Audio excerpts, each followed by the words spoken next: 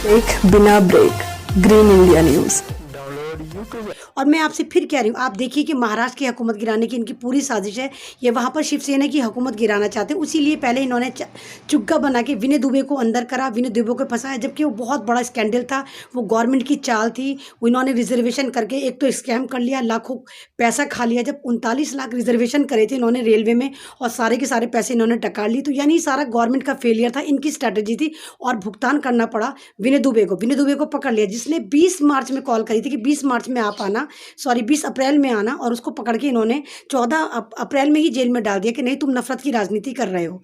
तो मैं आपसे यही कहूँगी। अब आप देखिए एक तरह का वो कल वायरल हो रहा है कि एक साधु है, 2-3 साधुओं को इन्होंने मॉब लिंचिंग कर दी है, और मीडिया ने, आपका जी न्यूज़ ही दिखाता है कि वो मुसलमानों ने करा, मुसलमान जिहादी हैं। यानी सुबह तक वो जो थे वो मुसलमान नहीं है, दोपहर तक वो कांग्रेसी हो गए, शाम तक वो कम्युनिस्ट हो गए, और रात में आते आते वो भाजपा ही निकले। सारे के सारे वो भाजपा ही थे, भाजपाइयों ने मारा। तो मैं ये कहती हूँ ना, जब वो पुलिस वालों के सामने मार रहे थे तो किस तरह का पुलिस का रोल था, आप सवाल करें। उन पुलिस वालों को पकड़ के सस्पेंड करें, उनको जेल में डालें ना। उनके सामने 2 इंसानों को कत्ल कर दिया जाता है, चाहे वो साधु थे, चाहे वो मुसलमान थे, चाहे वो हिंदू थे। उनका मजहब मत देखिए, आप ये देखिए वो इंसान थे, और मारने वाला भी कातिल इंसान था जो जानवरों जैसा था।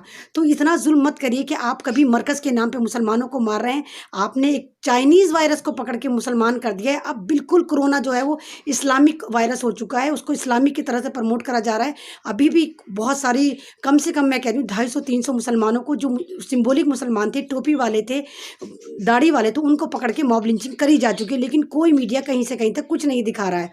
आप देखिए कोटा से स्टूडेंट्स बुलाने के लिए यूपी सरकार जो है बसें लगा दी थी 250 से ज़्यादा, लेकिन जो लाखों करोड़ों लोग मजदूर जो सड़कों पर मर रहे हैं उनके लिए कोई सुनवाई नहीं है, उनके लिए कोई बसेस नहीं है। तो मैं आपकी आवाज़ हूँ, मैं आपकी आवाज़ हूँ, आप मेरी आवाज़ को प्रमोट करिए जितना ज़्यादा हो सके। जिस जिस चैनल पर आपको अच्छी वीडियो मिलती है, चाहे वो लोकतंत्र हो, चाहे वॉइस ऑफ इंडिया हो, या कोई सा भी चैनल हो, चाहे नेशनल दस्तक हो, चाहे बिग आई न्यूज़ हो, कोई भी हो, या आई न्यूज़ हो, आप प्लीज़ सबको सब्सक्राइबर दें। उनकी वीडियो को जितना ज़्यादा हो सकता है उनको सर्कुलेट करें। जैसा ये क्राइम्स में दिखा रहे हैं कि जो भी अब ये व्हाट्सएप वालों को उठा रहे हैं, फेसबुक वालों को उठा रहे हैं, तो आप आवाज़ बनिए ना। आप उनको क्यों उठा रहे हैं? आप उनको क्यों नहीं उठा रहे? जो फेसबुक पे मैं खुद देखती हूँ कि इतनी गंदी गंदी वो हैं कि सबने लिख रखा है कि देखो मुसलमानों ने साधुओं को मार दिया, जबकि वो साफ उदय ठाकरे ने साफ कह दिया कि मुसलमान नहीं थे, वो मारने वाले हिंदू थे, लेकिन उन पर कोई कार्रवाई नहीं होगी क्योंकि वो हिंदू निकले हैं। तो ये सारे चैनल आखिर में कर क्या रहे हैं? आप इनसे सवाल करिए, कर क्या रहे हैं सारे के सारे? ये बहुत ज़्यादा जुल्म हो रहा है। अभी भी आप देखिए कि कल भी एमपी में 5 एमएलओ ने शपथ ग्रहण समारोह हुआ है, वहाँ पर लिए। तो बेंगलुरु में एक बीजेपी नेता की शादी होती, तो कैसा लॉकडाउन है? आप सवाल करें ना, जो सिर्फ हमारे लिए है। मैंने आपसे पहले भी करा, मुझे कोई बीजेपी की औकात नहीं बतानी थी, मुझे कोई आरएसएस को नंगा नहीं करना था, लेकिन जिस तरह ये मुसलमान और हिंदू कर रहे हैं उस वजह से मैंने आपको इनकी पूरी कुंडली दी थी।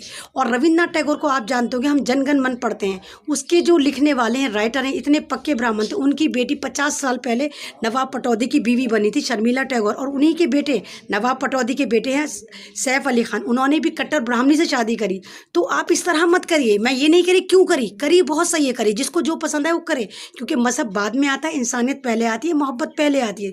तो प्लीज़ आप इंसानियत को बचाइए, आप इंसानियत के लिए काम करिए, कि जो भी आवाज़ उठ रही है उसको करिए। आप मुझे मारेंगे, मार दीजिए, चलिए, अगर बीजेपी को और आरएसएस को मुझे मारकर सुकून मिलता है तो मुझे मार दीजिए, लेकिन एक अमन रिजवी को मारेंगे, 1 लाख अमन रिजवी खड़ी हो जाएंगी, क्योंकि मैं हक के लिए खड़ी हूँ, मैं आपके लिए खड़ी हूँ, मैं दलितों के लिए खड़ी हूँ, मैं पूरी इंसानियत को बचा रही हूँ, मैं पूरे भारत के लिए खड़ी हूँ, मैं भारत की बेटी हूँ, और मुझे प्रोटेक्ट करना अब आपकी जिम्मेदारी है, मुझे बचाना अब आपकी जिम्मेदारी है। मेरी आवाज़ बनी, आप मेरी पोस्ट के नीचे देखिए, मुझे इतनी गंदी गंदी गालियाँ मिलती हैं। वैसे तो ये कहते हैं हम भारत वाले हैं, हम महिला का सम्मान करते हैं, कैसा सम्मान करते हैं आप? मुझे इतनी गंदी गंदी गालियाँ देके आप मेरा सम्मान करते हैं? आपने रागनी तिवारी को तो कुछ नहीं कहा, इतनी गालियाँ देती है वो, और मैं इंसानियत की बात करती हूँ तो आप मुझे गालियाँ देते हैं, आप मुझे मारने की धमकी देते हैं। आप मेरी आवाज़ को दबाना चाहते हैं, दबा दीजिए, मार दीजिए मुझे, मेरी आवाज़ नहीं दबा पाएंगे, क्योंकि मैं मर जाऊँगी मैं, लेकिन अपनी आवाज़ निकालनी बंद नहीं करूँगी, क्योंकि मैं सुप्रीम खुदा से डरती हूँ, मैं ज़मीनी खुदाओं से नहीं डरती। आरएसएस जितना जोर लगा ले, मारती है मार दे, लेकिन मैं लास्ट अपनी आवाज़ तक निकाल के जाऊँगी, क्योंकि मुझे भारत को बचाना है। मैं भारत की बेटी हूँ, मैं दलितों की आवाज़ हूँ, मैं मुसलमानों की आवाज़ हूँ, मैं मजदूरों की आवाज़ हूँ। मैं ये शुरू से कह रही हूँ कि मुझे ज़रा सा अफसोस नहीं होता कि मैं अमन कुमार हूँ, मैं अमन चौधरी हूँ, मैं अमन बौद्ध हूँ। क्यों? क्योंकि मैं हिंदुस्तानी हूँ, और मैं एक इंसान हूँ, और मैं इंसानियत को बचाना चाहती हूँ।